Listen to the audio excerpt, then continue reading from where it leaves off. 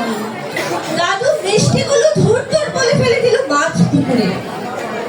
আমি মেয়ে বলি, ঠাম্মি মুখ দেখিয়ে পাড়ায় পাড়ায় বলে বেড়ালো, কে আবার হবে, খরচের জোগাড় হয়েছে আবার। সুতিকা করে টিপ করে চলা আলোয় শুধু মা আমাকে প্রাণ করে দেখে বলতো, কেন এলি তুই?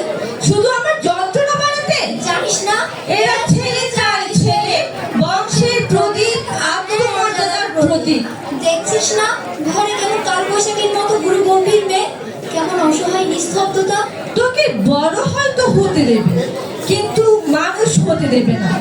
নারী তো সন্তান জন্মদানের যন্ত্র, সেই যন্ত্র হতেই পরে জন্ম নিল আমার অনুজ ভাই সুভাষ। ঘরে যেন আলো। সেদিন সারা ঘর সাজলো, ঠাকুর ঘর, বাড়ির ছাদ থেকে তুলসী ধরা, অন্নপ্রাশনে কত লোক খেলো। জন্মদিনও পালিত হলো রাজশিক্ষা, কিন্তু আমার বেলায় থাক, না বলাই ভালো। আমি মেয়ে বলে স্কুলের বন্ধুদের শেষ হলো আমার জীবন। উচ্চশিক্ষা কি দরকার আমার, একদিন তো পরের ঘরে, কারণ আমি মেয়ে। ভাই বড় উচ্চ শিক্ষা পেল, দিনের পর দিন রাত করে বাড়ি ফিরলে বাবা চুপ করে থাকতো। অথচ শৃঙ্খলার সমস্ত বেড়ি আমার পায়ে বাঁধা ছিল।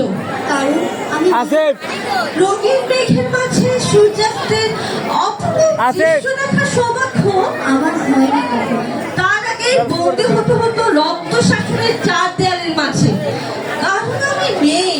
আমি মেয়ে বলে স্বামীর পরক্রিয়াগুলো পুরুষ সমাজে অমর হয়, তাকে বেঁধে রাখার সব দায়িত্ব আমার। আমি তাই বলেছিল।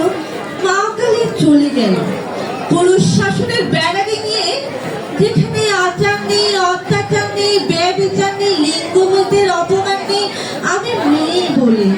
নিয়তির নিষ্ঠুর পরিহাসে ভাইয়ের থেকে বিতাড়িত বাবা একদিন মা বলে আশ্রয় নিল আমার আঁচলের তলে।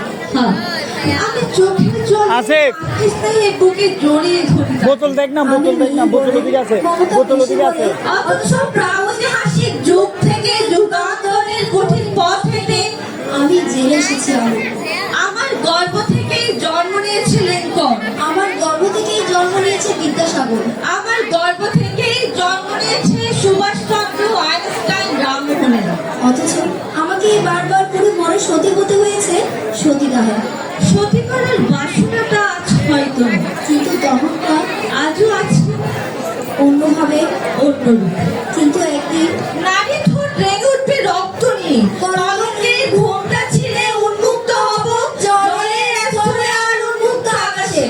অসমর্ণ পাদবারে কেঁপে উঠবে ধরিত্রী, দারুণ জ্যোতিপুঞ্জে ভাসিত হবে চারদিকে, নবলোকে নবদিগন্তের উন্মোচন হবে আবার। অসহায় আতঙ্কে স্তব্ধ হয়ে দেখতে থাকবে রণচণ্ডী মূর্তিধারিণী একবিংশ শতাব্দীর নারী শক্তিকে। সমস্ত শৃঙ্খলা আর লিঙ্গভেদ ভেঙে চুরমার করে তোমায় দেখাবো পুরুষ। আমরাও মানুষ, রক্ত মাংসের মানুষ। নারী তো স্যার যুগলদার রেডি তো? দিদি স্যার যুগলদার একটা নাটক আছে। তুমি অসম্পূর্ণ, এই জগৎ অসম্পূর্ণ, সম্পূর্ণরূপে অসম্পূর্ণ। হিসাবু